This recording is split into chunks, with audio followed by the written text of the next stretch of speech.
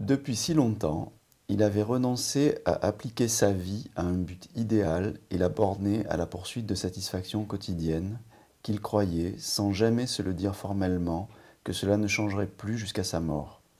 Bien plus, ne se sentant plus d'idées élevées dans l'esprit,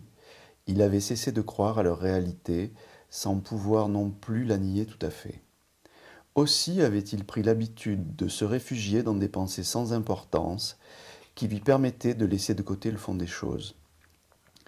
De même qu'il ne se demandait pas s'il n'eût pas mieux fait de ne pas aller dans le monde, mais en revanche savait avec certitude que s'il avait accepté une invitation, il devait s'y rendre, et que s'il ne faisait pas de visite, après il lui fallait laisser des cartes. De même, dans sa conversation, il s'efforçait de ne jamais exprimer avec cœur une opinion intime sur les choses,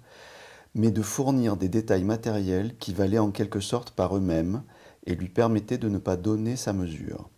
Il était extrêmement précis pour une recette de cuisine, pour la date de la naissance ou de la mort d'un peintre, pour la nomenclature de ses œuvres. Parfois, malgré tout, il se laissait aller à émettre un jugement sur une œuvre, sur une manière de comprendre la vie, mais il donnait alors à ses paroles un ton ironique, comme s'il n'adhérait pas tout entier à ce qu'il disait. Or, comme certains valétudinaires chez qui tout d'un coup un pays où ils sont arrivés, un régime différent, quelquefois une évolution organique, spontanée et mystérieuse, semble amener une telle régression de leur mal qu'ils commencent à envisager la possibilité inespérée de commencer sur le tard une vie toute différente,